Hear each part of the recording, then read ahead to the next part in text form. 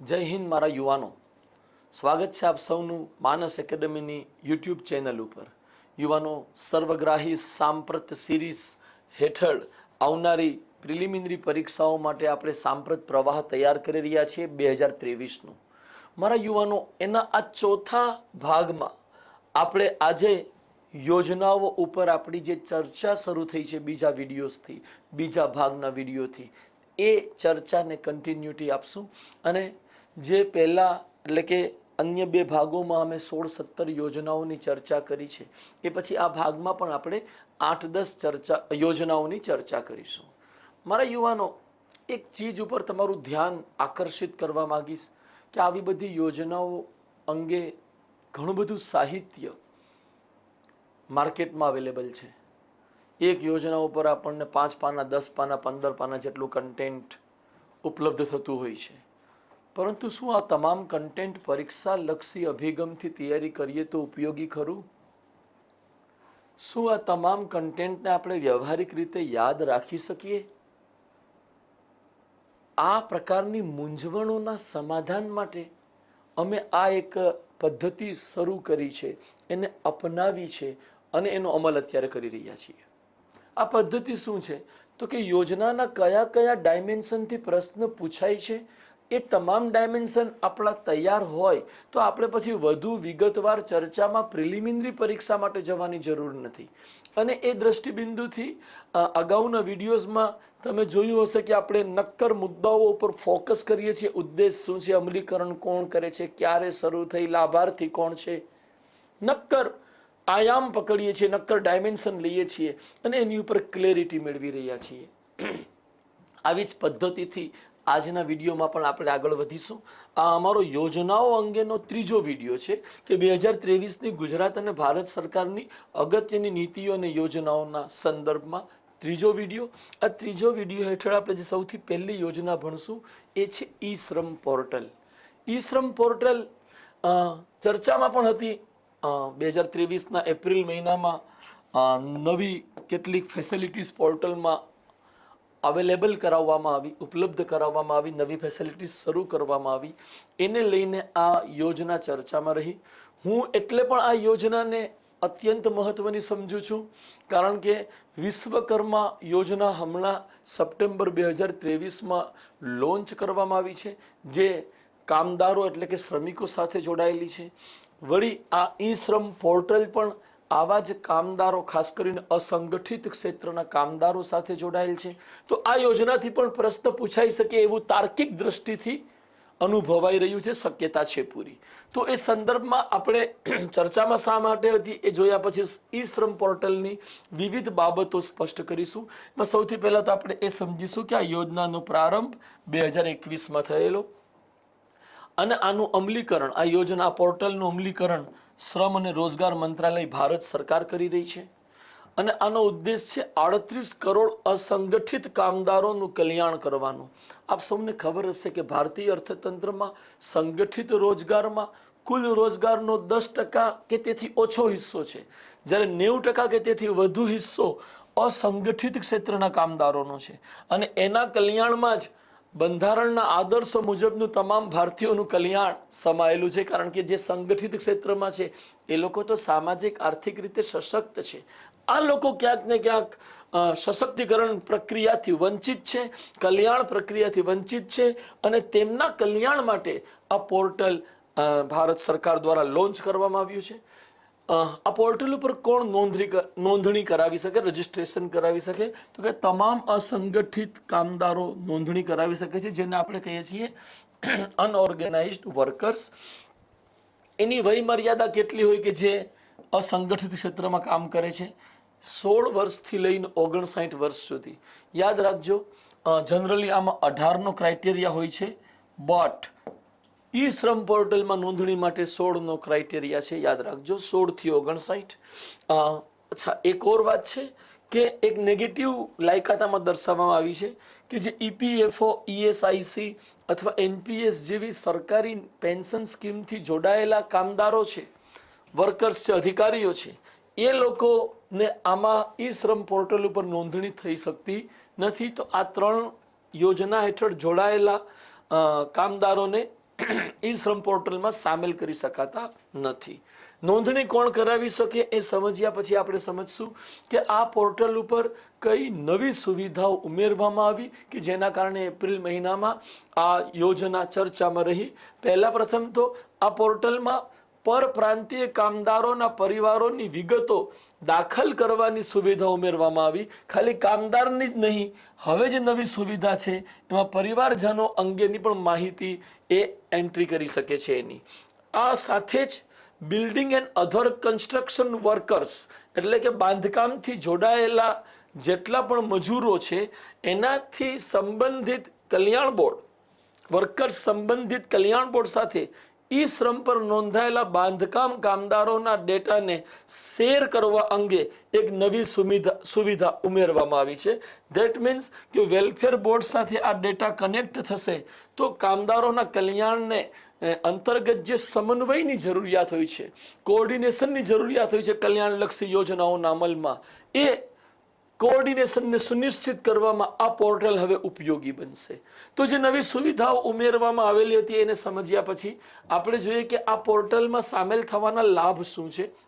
First of all કે જે આ પોર્ટલમાં સામેલ છે તેમને 12 અંકનો એક યુનિક નંબર અવેલેબલ કરાવવામાં આવે છે કે જેને આપણે ઈ શ્રમ કાર્ડ કહીએ છીએ.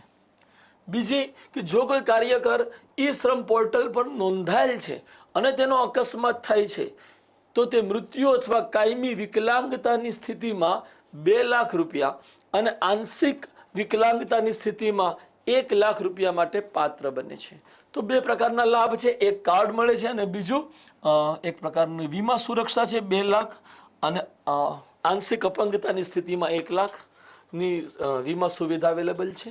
ઈ શ્રમ પોર્ટલને આપણે સમજ્યા પછી આપણે બીજી યોજના લેશું. બીજી યોજના હકીકતમાં એક ટ્રેનિંગ પ્રોગ્રામ છે ભારત સરકારનો કે જેને મિશન કર્મયોગી નામ અપાયું છે. મિશન કર્મયોગીથી પ્રશ્ન ડીવાયએસઓ પ્રિલિમિનરી પરીક્ષા ઓક્ટોબર 2023 અથવા જીપીએસસી ક્લાસ 1-2 પ્રિલિમિનરી પરીક્ષા ડિસેમ્બર 2023 આ બેમાંથી કોઈ એક જગ્યાએ પૂછાવાની અમને પૂરી શક્યતા દેખાઈ રહી છે. મે બી પોસિબલ ના પણ પૂછાય અને એ દ્રષ્ટિથી જેને અહીંયા અત્યારે વિસ્તારથી આપણે ચર્ચામાં લીધી છે. પહેલો એમાં મુદ્દો છે તાલીમ અને દેખરેખ પેનલ. આ જે અત્યારે ચર્ચામાં રહી 2023 દરમિયાન એનું કારણ આ પેનલનું નિર્માણ છે. આ પેનલ ફેબ્રુઆરી 2023માં કેબિનેટ સચિવ રાજીવ ગોબા સાહેબની અધ્યક્ષતામાં બનાવવામાં આવી છે અને આ પેનલમાં અલગ અલગ મંત્રાલયોના 7 સચિવોને સામેલ કરવામાં આવ્યા છે. અને આ પેનલ કામ શું કરશે તો કે આ મિશન હેઠળ જે અધિકારીઓ કર્મચારીઓને તાલીમ અપાઈ રહી છે, કયા અધિકારીઓ? સરકારી અધિકારીઓ, સિવિલ સેવાના ઓફિસર્સ અને એના જે અન્ય કર્મચારીઓ છે જે તાલીમ અપાઈ રહી છે અને આ મિશનનું જે રીતના અમલીકરણ થઈ રહ્યું છે એની દેખરેખ રાખવા માટે, એના મોનિટરિંગ માટે આ પેનલની રચના કરવામાં આવી છે. બીજું નવું પગલું ફેબ્રુઆરી 2023માં કયું લેવાયું આ મિશન હેઠળ તો કે એની અંતર્ગત CSCU નામનું એક યુનિટ સ્થાપિત કરવામાં આવ્યું છે. મિશન કર્મયોગી હેઠળ ફેબ્રુઆરી 2023માં કેબિનેટ સેક્રેટેરિયેટ કોઓર્ડિનેશન યુનિટની સ્થાપના કરવામાં આવી છે. તો આ 2 કારણથી આ ચર્ચામાં રહી અને એનો પ્રારંભ, મિશન કર્મયોગી યોજનાનો પ્રારંભ મારા યુવાનો 2020માં ભારત સરકાર દ્વારા થયેલો.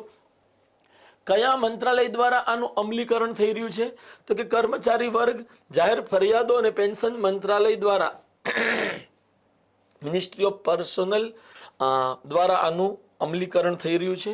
આનું અધિકૃત નામ શું છે? આને મિશન કર્મયોગીના નામથી આપણે ઓળખીએ છીએ, બટ એને જે એક ફોર્મલ નામ અપાયું છે એ નામ છે national programme for civil services capacity building. National programme for civil services capacity building NPCSCP છે. મારા યુવાનો, આ યોજનાની, આ મિશનની અન્ય બાબતો આપણે જાણીશું. મિશન કર્મયોગીનો ઉદ્દેશ શું છે તો કે 2 મુખ્ય ઉદ્દેશ છે. પહેલો ઉદ્દેશ એનો એ છે કે ભારત સરકાર દ્વારા જે ન્યૂ ઇન્ડિયાનું વિઝન રજૂ કરવામાં આવ્યું છે એ ન્યૂ ઇન્ડિયાના વિઝનને અનુરૂપ જે અભિગમ, એપ્રોચ, સ્કિલ્સ એટલે કે કૌશલ્ય અને જ્ઞાન એટલે કે નોલેજ જે જરૂરી છે એ એપ્રોચ, સ્કિલ અને નોલેજ માટે સિવિલ સર્વિસીસને તૈયાર કરવાનો ઉદ્દેશ છે આને. અને આ મિશન હેઠળ આવા ભવિષ્યના સિવિલ સેવકો કેવા હોય એનો એક આખો દ્રષ્ટિબિંદુ બનાવવામાં આવ્યો છે, જેને અમલમાં મૂકવામાં આવી રહ્યો છે. સાથે જ એનો બીજો ઉદ્દેશ શું છે તો કે જેટલા પણ સિવિલ સેવકો છે, તમે પણ સિવિલ સેવકો બનવા જઈ રહ્યા છો મારા યુવાનો, આ તમારા માટે છે. તમે અત્યારથી જ જો એ બની જશો તો તમને આ ટ્રેનિંગ વધુ ગુણવત્તાપૂર્ણ બનશે જ્યારે સિલેક્ટ થઈ જશો.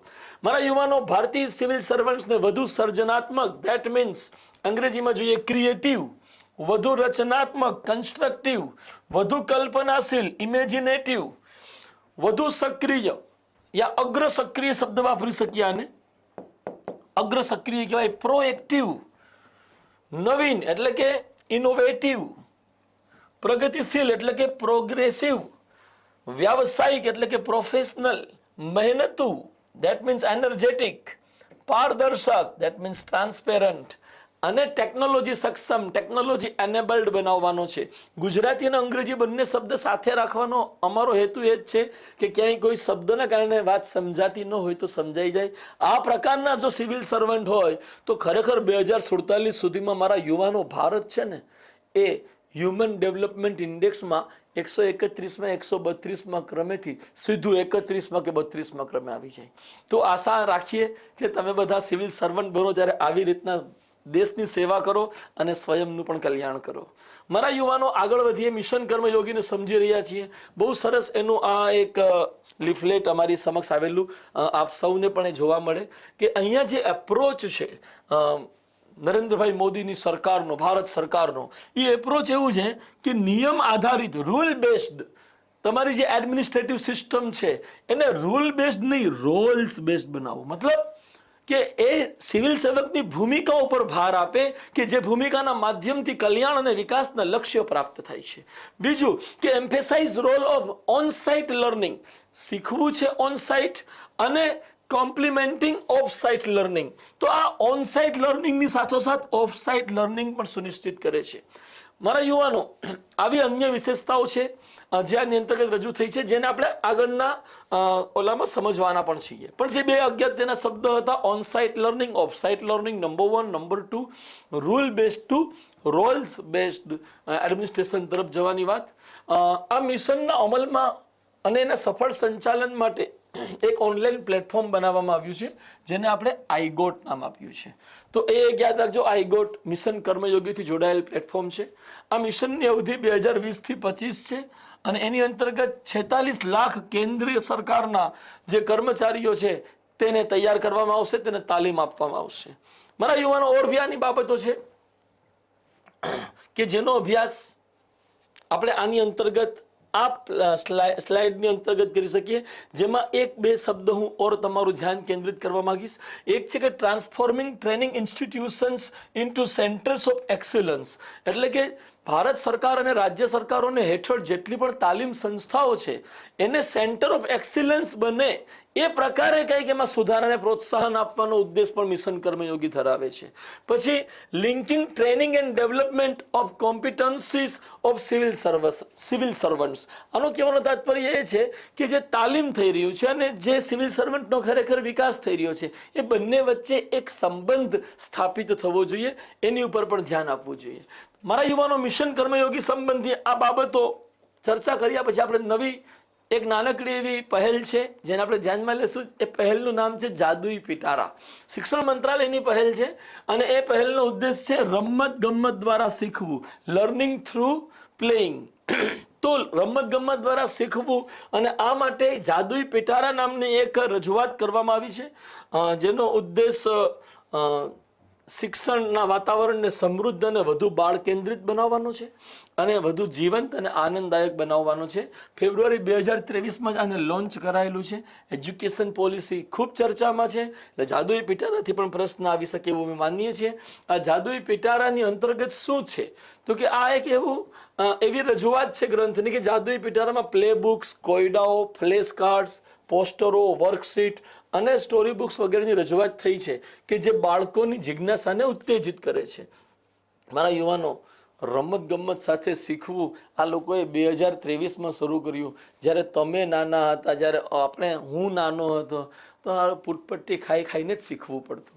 આ લોકો પહેલા કેમ ન હતા એના અફસોસ સાથે હું આગળનો મુદ્દો લઈશ કે 5 પ્રવૃત્તિઓ પર ફોકસ કરવામાં આવે છે આ જાદુઈ પિટારા હેઠળ. નંબર 1 લિટરેસીનું ડેવલપમેન્ટ એટલે કે સાક્ષરતા વિકાસ. બીજું સકારાત્મક શીખવાની આદતો હેબિટ્સ. નંબર 3 સાંસ્કૃતિક વિકાસ. નંબર 4 જ્ઞાનાત્મક વિકાસ. એન્ડ નંબર 5 સામાજિક ભાવનાત્મક વિકાસ અને નૈતિક વિકાસ ઉપર ધ્યાન આપવામાં આવશે જાદુઈ પિટારા હેઠળ. આ જાદુઈ પિટારાની જે રજૂઆત છે એ અત્યારે 13 ભાષાઓમાં ઉપલબ્ધ છે. જાદુઈ પિટારા બહુ નિર્ણાયક મહત્વની તો નહીં લાગતી, પરંતુ આ ચર્ચામાં હતી એટલે કદાચ આનાથી ઇનકેસ અપવાદ સ્વરૂપે પ્રશ્ન આવી જાય તો તમને એમાં વાંધો ન આવે એ હેતુથી આ યોજના લીધી. નવી યોજના લેશું સંસદ સભ્ય સ્થાનિક વિસ્તાર વિકાસ યોજના, કે જેને આપણે member of parliament local area development scheme MPLADS નામથી ઓળખીએ છીએ. આ ચર્ચામાં હતી કારણ કે એના માટે એક નવી ગાઈડલાઇન્સ બહાર પાડવામાં આવી.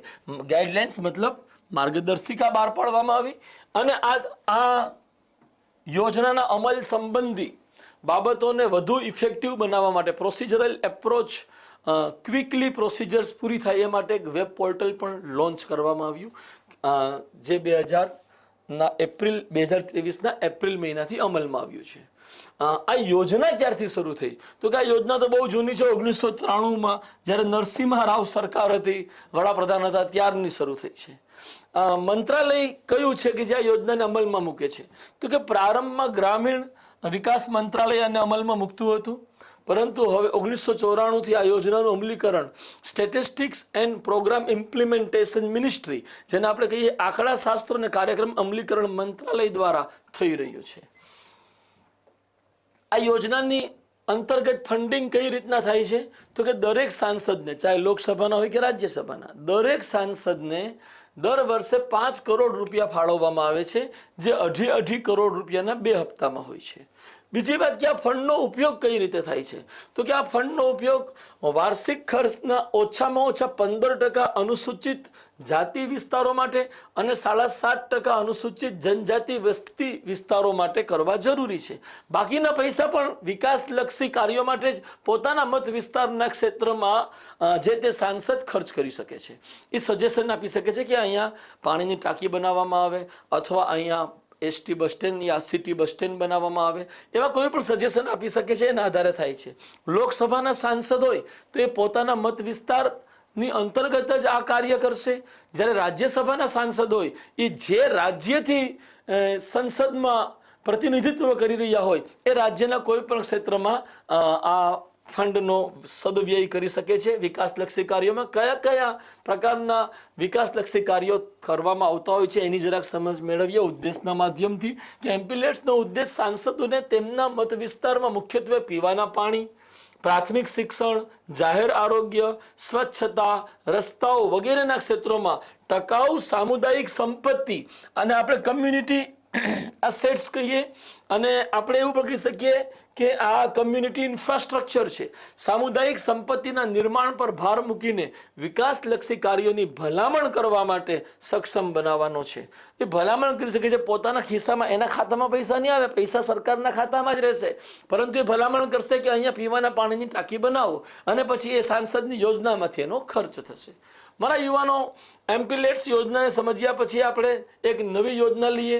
નાનકડી એવી યોજના છે પરંતુ અત્યંત ઉપયોગી સામાન્ય વર્ગ માટે, જેનું નામ છે પ્રધાનમંત્રી ભારતીય જન ઔષધિ પરિયોજના. ચર્ચામાં હતી કારણ કે 5મો જન ઔષધિ દિવસ આપણે 7 માર્ચ 2023ના રોજ ઉજવ્યો. 7 માર્ચના રોજ જન ઔષધિ દિવસ ઉજવાય છે, પણ મગજમાં યાદ રાખી લેજો મારા યુવાનો. અને 2023ના રોજ આપણે 5મો ઉજવ્યો હતો. આ જે જન ઔષધિ પરિયોજના છે એનો પ્રારંભ 2008થી થયેલો, ત્યારે ડોક્ટર મનમોહન સિંહ વડાપ્રધાન હતા. એનું અમલીકરણ એક વિચિત્ર આપણને લાગશે કે જન ઔષધિ અને રસાયણ મંત્રાલય, પણ રસાયણ અને ખાતર મંત્રાલય તેનું અમલીકરણ કરી રહ્યો છે.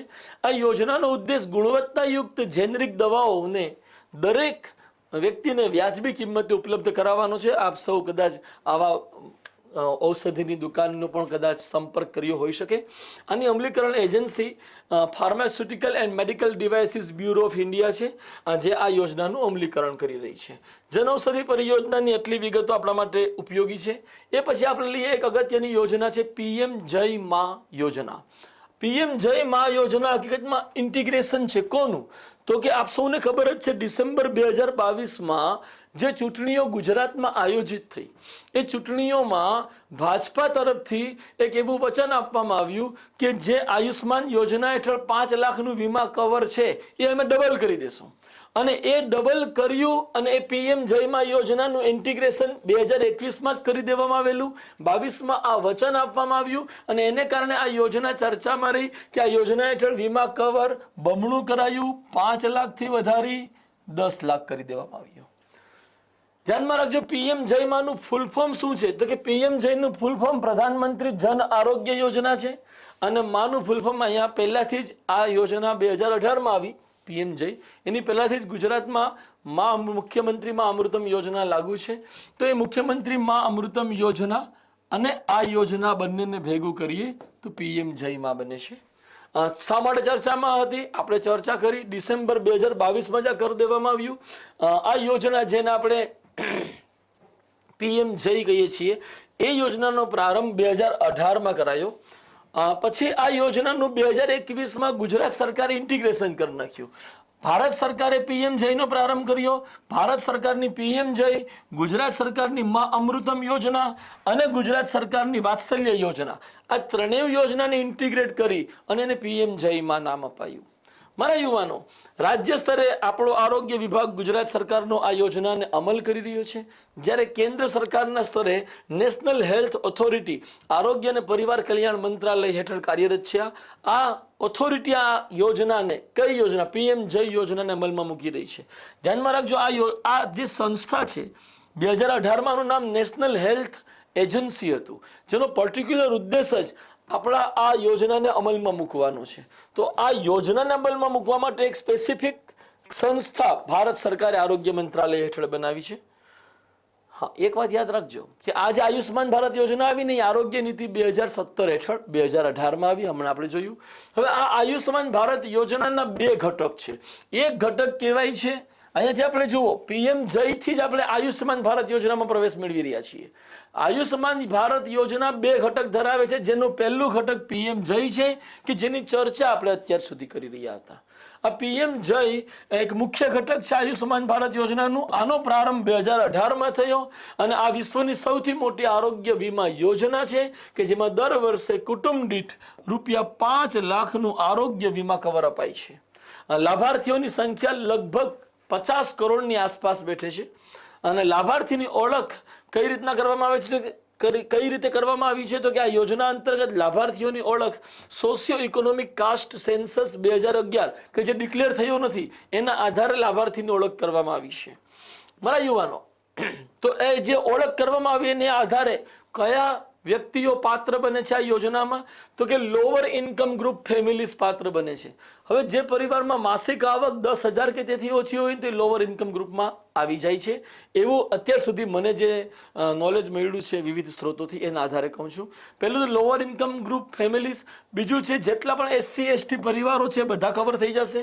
ત્રીજું કે જે બેઘર છે હોમલેસ છે એ લોકો પણ આ યોજનામાં લાભાર્થી બની શકે છે. ચોથું કે આ જે લોકો ભિક્ષાવૃત્તિ કરી રહ્યા છે એ લોકો પણ આમાં લાભાર્થી બની શકે છે. આ સિવાય તમામ પ્રકારના જે કામદારો છે જેને આપણે મજદૂર કહીએ અથવા જે દિહાડી કામદાર દૈનિક રોજકામ દ્વારા પોતાનો રોજગાર મેળવે છે એ તમામ લોકો પણ આ આયુષ્માન ભારત કાર્ડ મેળવી શકે છે, આયુષ્માન ભારત યોજનાનો લાભ લઈ શકે છે. હવે આ તમામ લોકોને એ લોકોનું એક હેલ્થ એકાઉન્ટ ખોલવામાં આવી રહ્યું છે કે જે હેલ્થ એકાઉન્ટને આભા કાર્ડ નામ અપાયું છે, Ayushman Bharat health account card. તો આયુષ્માન ભારતના લાભાર્થીઓને શું અપાશે? આભા કાર્ડ અપાશે. આભા કાર્ડનું ફૂલ ફોર્મ શું છે? Ayushman Bharat health account card. આપણે પીએમ જયમાંથી શરૂ થયા, પીએમ જય માં યોજના, દેન આયુષ્માન ભારત યોજના, બીજું આપણે શીખ્યા. ત્રીજું આપણે અત્યારે આ શીખ્યા કે આભા કાર્ડ અપાય છે જે લોકો આયુષ્માન ભારત યોજનાના લાભાર્થી છે અને આયુષ્માન ભારત યોજનાની અંતર્ગત પ્રધાનમંત્રી જન આરોગ્ય યોજના ધેટ મીન્સ પીએમ જયના લાભાર્થી છે તેમને આભા કાર્ડ અપાય છે. હવે આની અંતર્ગત જ આપણે ચોથી બાબત શીખવી છે એ છે કે આયુષ્માન ભારત યોજનાનું બીજું મુખ્ય ઘટક હેલ્થ એન્ડ વેલનેસ સેન્ટર્સ છે. એક પ્રકારના આરોગ્ય કેન્દ્ર છે આ કે જેને 1.5 લાખ આરોગ્ય કેન્દ્ર આવા health and wellness centres Ayushman Bharat યોજના હેઠળ ભારતમાં જુદા જુદા સ્થાને સ્થાપિત કરવામાં આવી રહ્યા છે. અને આ 1.5 લાખ સેન્ટર્સમાં કઈ કઈ ફેસિલિટીઝ અવેલેબલ રહેશે? તો કે બાળ આરોગ્ય સેવાઓ, માતૃત્વ સેવાઓ, નોન કમ્યુનિકેબલ ડિસીઝ એટલે કે બિન સંક્રામક જે બીમારીઓ છે, આ ત્રણેય પ્રકારના રોગોની સારવાર હેલ્થ એન્ડ વેલનેસ સેન્ટર્સ ઉપર અવેલેબલ થશે, જેમાં દવાઓ અને નિદાન બંનેનો સમાવેશ થાય છે. તો મારા યુવાનો, હવે ફરીથી પાછો આપણે આયુષ્યમાન ભારતને વિચારીએ તો આપણા મગજમાં 4-5 મુદ્દાઓ આવવા જોઈએ. નંબર 1 મુદ્દો આવવો જોઈએ કે ગુજરાતની અંતર્ગત આયુષ્યમાન ભારત યોજનાના એક ઘટક પીએમ જઈને મા અમૃતમ સાથે જોડી દેવામાં આવ્યો છે વર્ષ 2021માં. બીજું આપણે જે યાદ રાખવું જોઈએ કે આ પ્રધાનમંત્રી જન આરોગ્ય યોજના પીએમ જયની અંતર્ગત આરોગ્ય કાર્ડ આપવામાં આવી રહ્યા છે અને એના માટે જે નામ અપાયું છે આભા કાર્ડ આપણે કહીએ છીએ. આ સાથે જ આપણે ત્રીજી બાબત ધ્યાનમાં રાખવી પડે કે આ યોજના આયુષ્યમાન ભારત યોજનાનું એક અગત્યનું ઘટક પીએમ જય છે. ચોથી વાત એ ધ્યાનમાં રાખવી પડે કે આયુષ્યમાન ભારત યોજનાનું એક અગત્યનું બીજું ઘટક હેલ્થ એન્ડ વેલનેસ સેન્ટર છે. હું વિશ્વાસ રાખું છું મારા યુવાનો કે હવે આયુષ્યમાન ભારત યોજનાથી કોઈ પ્રશ્ન આવશે તો એ તમારો સાચો જ પડશે. આવવાની શક્યતા પૂરી છે, પહેલા પણ ઘણી વખત પૂછાયા છે. હવે આપણે હેલ્થથી જ જોડાયેલી એક ઓર યોજના લેશું, ઈ સંજીવની યોજના. શું છે આ યોજના? આ યોજના ઓનલાઈન ઓપીડી ઉપલબ્ધ કરાવવાની યોજના છે, એટલું મગજમાં રાખો. 2019માં એ શરૂ કરાઈ. કેન્દ્રીય આરોગ્ય અને પરિવાર કલ્યાણ મંત્રાલય આને અમલમાં મૂકે છે. આ યોજનાનો ઉદ્દેશ દર્દીઓને તેમના ઘરોમાં આરોગ્ય સંભાળ સેવાઓ પૂરી પાડવાનો છે. અને આ આરોગ્ય સંભાળ સેવાઓ પૂરી પાડવા માટે કઈ પ્રોસિજર અપનાવાય છે? તો કે આમાં ઓનલાઈન મોડ ઉપર, જેને આપણે ઈ સંજીવની ઓપીડી કહીએ, ઓનલાઈન મોડ દ્વારા ડોક્ટર અને દર્દી વચ્ચે સુરક્ષિત ટેલિકન્સલ્ટેશન કરાવવામાં આવે છે, જે મોબાઈલ એપ્લિકેશન, કમ્પ્યુટર, લેપટોપ જેવા સાધનો ઉપર ઉપલબ્ધ છે. મતલબ ઘરે બેસે સારવાર થઈ શકશે. હવે આ ઈ સંજીવની યોજનાના 2 ભાગ છે, 2 વર્ટિકલ્સ છે. એક કહેવાય છે ઈ સંજીવની ABHWC, that means health and wellness centre. Ayushman Bharat health and wellness centre ABHWC, અને બીજું છે ઈ સંજીવની ઓપીડી. મારા યુવાનો, આ બંનેને થોડું થોડું સમજશું. ઈ સંજીવની યોજના હેઠળ જે ABHWC કે જે એક વર્ટિકલ છે, એની અંતર્ગત આયુષ્યમાન ભારત યોજના હેઠળ નિર્મિત કરાયેલા હેલ્થ અને વેલનેસ સેન્ટરના ડોક્ટરો દ્વારા ગ્રામીણ વિસ્તારોના દર્દીઓને આરોગ્ય સેવાઓ પૂરી પાડવામાં આવે છે. આ vertical hub and spoke model ઉપર કાર્ય કરે છે. હવે હબ એન્ડ સ્પોક મોડેલ શું છે એને સમજીએ. તો કે કોઈ એક જગ્યાએ સેન્ટર ઉપર વ્યક્તિને બેસાડી દો અને એ બધા જ વ્યક્તિઓ સાથે કનેક્શન બેસાડે, એને આપણે હબ એન્ડ સ્પોક કહીએ. જ્યારે પોઈન્ટ ટુ પોઈન્ટ હોય તો કેવું હોય કે તમારે દરેકની સાથે કનેક્શન એકબીજાનું જોડાયેલું હોય. તો અહીંયા હેલ્થ એન્ડ વેલનેસ સેન્ટર ઉપર ડૉક્ટર સાહેબ બેઠા છે અને એ બધાને કનેક્ટ કરી રહ્યા છે અને બધાને સારવાર આપી રહ્યા છે. આ પ્રકારના મોડેલ ઉપર આ યોજના અમલમાં મૂકવામાં આવી રહી છે, જેને આપણે નામ આપ્યું ઈ સંજીવની ABHWC. એ પછી છે બીજું વર્ટિકલ ઈ સંજીવની ઓપીડી. આ વર્ટિકલ હેઠળ દર્દી પોતાના નિવાસ સ્થાનેથી જ ડોક્ટર સાથે કન્સલ્ટેશન કરી આરોગ્ય સેવા પ્રાપ્ત કરી શકે છે. ઈ સંજીવની ઓપીડી 2020માં શરૂ કરવામાં આવેલી. મારા યુવાનો, એ પછી આપણે નવી એક યોજના લેશું, યંગ પ્રોફેશનલ યોજના. આ તો ભારતની વિદેશ નીતિ સાથે જોડાયેલી છે. મારા યુવાનો, ભારત અને બ્રિટન વચ્ચે આ એક સ્કીમ લોન્ચ કરવામાં આવી છે કે જે જાન્યુઆરી 2023માં પ્રવાસી ભારતીય દિવસ, એટલે કે 9 જાન્યુઆરીના રોજ રજૂ થઈ. આ યોજના જે રજૂ થઈ એ અંગેની સમજૂતી 2022માં G20 સમિટમાં ભારત અને બ્રિટને કરેલી. આ યોજના શું છે? આની અંતર્ગત શું લાભ મળવાનો છે આપણને? તો કે આ યોજના હેઠળ દર વર્ષે 18 થી 30 વર્ષની વયના 3000 ડિગ્રી ધારક નાગરિકોને 2 વર્ષના સમયગાળા માટે એકબીજાના દેશોમાં રહેવા અને કામ કરવાની મંજૂરી આપવામાં આવશે. બ્રિટન સાથે આ પ્રકારની યોજનાનો લાભ મેળવનાર ભારત પ્રથમ દેશ છે. ભારત આમે ગુલામી હતું, આપ જાણો છો. મારા યુવાનો, યંગ પ્રોફેશનલ યોજના હેઠળ જ યોજના જે છે એ ભારત યુકે સ્થળાંતર અને ગતિશીલતા કરાર હેઠળ અમલમાં મૂકવામાં આવ્યું છે.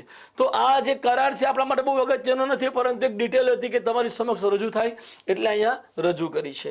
યંગ પ્રોફેશનલ યોજનામાં 3000 વિદ્યાર્થીઓને 2 વર્ષ માટે મોકલી શકાશે, એ યાદ રાખજો. એ પછી છે પીએમ કિસાન યોજના. અગત્યની યોજના છે જેની ઉપર આપણે પ્રાથમિક ફોકસ કરવાની કોશિશ કરશું. આ યોજનાનું પૂરું નામ છે પ્રધાનમંત્રી કિસાન સન્માન નિધિ યોજના. આ શા માટે ચર્ચામાં રહી? તો કે ફેબ્રુઆરી 2023ના રોજ પીએમ કિસાન યોજનાને 4 વર્ષ પૂર્ણ થયા. મતલબ પ્રારંભ ક્યારે થયો હશે? 2019માં, 23માં 4 વર્ષ પૂરા થયા. તો અમલીકરણ મંત્રાલય કોણ છે? તો કે કૃષિ અને ખેડૂત કલ્યાણ મંત્રાલય આ યોજનાનો અમલ કરી રહ્યો છે. અને આની અંતર્ગત જે ફંડિંગ છે એમાં રાજ્યોનું કોઈ યોગદાન નથી. 100% ફંડિંગ ભારત સરકાર કરે છે. એટલે કેન્દ્રીય ક્ષેત્રની યોજના છે. આ યોજના હેઠળનો ઉદ્દેશ શું છે? તો કે મારા યુવાનો, આ યોજના હેઠળનો ઉદ્દેશ એ છે કે કોઈ એક પાક ચક્ર પૂરું થયું, એટલે ખરીફ ઋતુ પૂરી થઈ, તો હવે રવિ ઋતુમાં જે નવો પાક લેશે ખેડૂત, એ સમયે એને ખાતર, બિયારણ, સિંચાઈ, કીટનાશક વગેરે માટે એગ્રીકલ્ચરલ ઇનપુટ્સ મૂકવા જરૂરી રહેશે, એનો ખર્ચ કરવાનો રહેશે.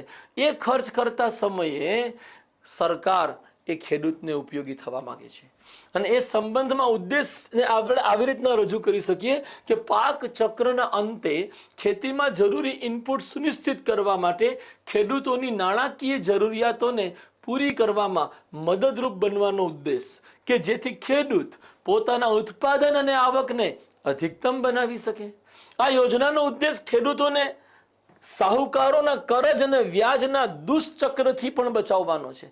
ઓટોમેટિકલી બચી જશે, કારણ કે આ સમયે ખાતર બિયારણ માટે જ ખેડૂત બિચારો સાહુકાર પાસેથી પૈસા લેવા જતો હોય છે. હવે જો એ સમયે ભારત સરકાર એને પૈસા આપી દે તો ઓટોમેટિકલી એ સાહુકારના ચુંગાલમાંથી મુક્ત થશે. ઉદ્દેશ બરાબર ક્લિયરલી સમજાઈ ગયો હશે આપ સૌને.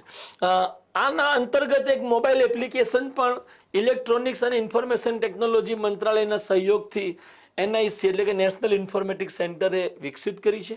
આ પીએમ કિસાન મોબાઈલ એપમાં દરેક ખેડૂત પોતાની અરજીનું સ્ટેટસ જોઈ શકે છે, પોતાના આધાર કાર્ડને અપડેટ કરી શકે છે, અને એના ખાતામાં ડાયરેક્ટ બેનિફિટ ટ્રાન્સફરથી જે પૈસા આવ્યા, 6,000 રૂપિયા આવે છે એક વર્ષમાં, 2,000ના 3 હપ્તા જે પૈસા આવ્યા એનો આખો ક્રેડિટ રેકોર્ડ પણ ચકાસી શકે છે. મારા યુવાનો, કઈ રીતના પૈસા આવે છે પીએમ કિસાનની અંતર્ગત? લાભાર્થી કોણ છે? તો કે આ યોજના શરૂઆતમાં 2 હેક્ટર સુધીની જમીન ધરાવતા નાના અને સીમાંત ખેડૂતો માટે હતી, પરંતુ હવે તેમાં તમામ જમીન ધારક ખેડૂતો સામેલ થઈ ગયા છે. તો તમામ ખેડૂતોને આ યોજનાની અંતર્ગત લાભાર્થી બનાવી લેવામાં આવ્યા છે. અને બીજી વાત કે નાણાકીય લાભ જે અપાય છે આ યોજના હેઠળ 3 સમાન હપ્તાઓમાં પ્રતિવર્ષ 6,000નો કુલ નાણાકીય લાભ અપાય છે, જે દર 4 મહિને ડાયરેક્ટ બેનિફિટ ટ્રાન્સફર મોડ દ્વારા 2,000 રૂપિયાના હપ્તામાં દેશભરના ખેડૂતોના પરિવારના બેંક ખાતામાં ટ્રાન્સફર કરવામાં આવે છે. આપ સૌ જાણો જ છો, વિગત આપણે રજૂ કરી લીધી. હવે આપણે લેશું પ્રધાનમંત્રી ગરીબ કલ્યાણ અન્ન યોજના, PMGKAY. આ યોજના ડિસેમ્બર 2023 સુધી લંબાવી દેવામાં આવી. ડિસેમ્બર 2022 એનો મારા યુવાનો અંતિમ સમયગાળો હતો, ત્યાં પૂરી થવાની હતી, પરંતુ એ સમયે ભારત સરકારે એને વધુ 1 વર્ષ માટે લંબાવી દીધી.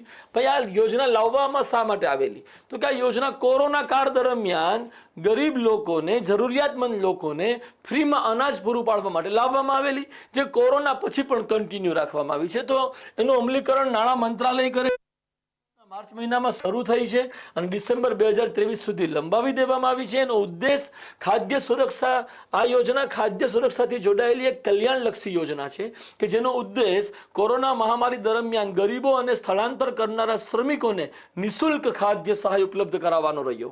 અને કોરોના પછી પણ આ યોજનાને ભારત સરકાર દ્વારા સતત ચાલુ રાખવામાં આવી છે. હમણાં જ આપણે ચર્ચા કરી આ વાતની. એ સાથે જ આ યોજનામાં કોણ લાભાર્થી બની શકે?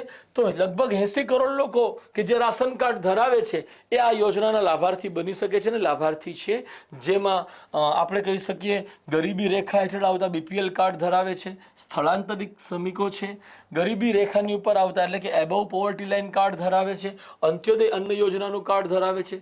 આ કવર કરવામાં આવ્યા છે. અને આની અંતર્ગત કેટલી સહાય અપાઈ છે? તો કે રાષ્ટ્રીય ખાદ્ય સુરક્ષા અધિનિયમ જે 2013માં બનેલો, એની હેઠળ જે 1 રૂપિયે મોટા અનાજ, 2 રૂપિયે ઘઉં, 3 રૂપિયે ચોખા કિલો આપણે આપીએ છીએ એ મફતમાં અપાઈ રહ્યા છે 35 કિલોની માત્રામાં. આ સિવાય પ્રાયોરિટી હાઉસ હોલ્ડ્સ એટલે કે પ્રાથમિકતા પ્રાપ્ત પરિવારોને, જે ઉપર રજૂ થયા છે, પરિવારોને વ્યક્તિ દીઠ 5 કિલો અનાજ પણ આપવામાં મફતમાં આપવામાં આવે છે. તો અત્યારે આ બધું જ મફતમાં મળી રહ્યું છે, જેને આપણે ખાદ્ય સહાયના રૂપમાં કહી શકીએ. મારા યુવાનો, છેલ્લા લગભગ 10 મહિનામાં ડિસેમ્બર 2022 થી સપ્ટેમ્બર 2023 સુધીમાં જેટલી યોજનાઓ કોઈના કોઈ કારણસર ચર્ચામાં રહી, જેટલી નવી યોજનાઓ શરૂ થવાની જાહેરાત કરવામાં આવી, એ તમામ યોજનાઓ આપણે કરી લીધી, જેની સંખ્યા લગભગ 3 એપિસોડમાં 3 સેશનમાં કરી 27 જેટલી થાય છે. અમે જે ઓબ્ઝર્વેશન કર્યું છે એ મુજબ ડીવાયએસઓની 2022ની પરીક્ષામાં 8 થી 10 પ્રશ્ન યોજનાઓથી જોડાયેલા હતા. અમે એવી કલ્પના કરીએ છીએ કે આ જે 26-27 જેટલી યોજનાઓ આપની સમક્ષ રજૂ કરી છે, એમાંથી કમસે કમ 7-8 યોજના કવર થઈ જાય તો સારું. મારા યુવાનો, ઓનલાઈન તૈયારી તમે જીપીએસસીની કરતા હો, તમારી પાસે સમય ન હોય ઓફલાઈન તૈયારી કરવાનો, અથવા તમે અમદાવાદ ગાંધીનગર આવીને માનસ એકેડેમી સાથે જોડાઈ ન શકતા હો, તો તમે અમારી ઓનલાઈન બેચમાં આવી શકો છો. અને આ ઓનલાઈન બેચમાં 3 ડિસેમ્બર સુધી એક જબરદસ્ત યોજના છે કે જેમાં તમે અમારું સ્ટડી મટીરિયલ ખરીદશો, કે જેની વેલ્યુએશન ઓવરઓલ 6000 રૂપીસ છે, કે જેમાં જીપીએસસી પ્રિલિમિનરીના સિલેબસના જે અગત્યના વિષયો છે તમામનું મટીરિયલ કવર થઈ જાય છે. અને એ 6000 રૂપિયા તમે સ્ટડી મટીરિયલના આપશો અને તમને 3 ડિસેમ્બર સુધી અમારી એપ્લિકેશન ઉપર જીપીએસસીની online recorded batch free of cost available થશે. એટલે આપણે કહી શકીએ કે આખી ઓનલાઈન બેચ ફ્રીમાં અવેલેબલ છે. શરત માત્ર એટલી છે, એની વેલ્યુએશન 12000 રૂપિયા છે. શરત માત્ર એટલી છે કે તમારે અમારું 6000 રૂપિયા આપી અને સ્ટડી મટીરિયલ ખરીદવાનું છે. સ્ટડી મટીરિયલ જેમાં economy, geography, history, culture, polity વગેરે, કરંટ અફેર્સ વગેરેનો સમાવેશ થાય છે. તો મારા યુવાનો, તમે અત્યારે ડીવાયએસઓની તૈયારીના અંતિમ તબક્કામાં હશો ત્યારે તમને અંદાજો આવતો હશે કે કોઈ વિષયને લઈને અથવા એકથી વધુ 2-3 વિષયને લઈને તમને કોન્ફિડન્સ નહીં આવતો હોય, મે બી પોસિબલ. અને એવા વિષય કે જેમાં તમને કોન્ફિડન્સ નથી આવી રહ્યો, એ વિષયો તૈયાર કરવા હોય કેના માટે? તો કે ડિસેમ્બર 3ની જીપીએસસીની પરીક્ષા માટે. ડીવાયએસઓમાં આપણે કદાચ ના પહોંચી શકીએ, પરંતુ જીપીએસસી 1-2માં એ ભૂલ સુધારી લેવાય. અને એ ભૂલ સુધારવા માટેનો સ્વર્ણિમ અવસર આ છે કે તમે આ અમારી ઓનલાઈન રેકોર્ડેડ બેચને અત્યારે જ તમે અમારું મટીરિયલ ખરીદી અને પ્રાપ્ત કરી શકો છો મફતમાં. મટીરિયલ ખરીદો અને બેચ પ્રાપ્ત કરો. તો પ્લીઝ આની ઉપર ગંભીરતાથી વિચારણા કરજો, અને આની ઉપર કોઈ વધારાની ડિટેલ જોતી હોય તો તમે અમારા 7228937808 નંબર ઉપર સંપર્ક કરજો. મારા યુવાનો, આપણે આ સેશનને અહીંયા સમાપ્ત કરીએ છીએ. આ વિડીયોને ચોક્કસપણે મારા યુવાનો લાઈક કરશો અને યથાશક્ય અધિકતમ શેર કરશો.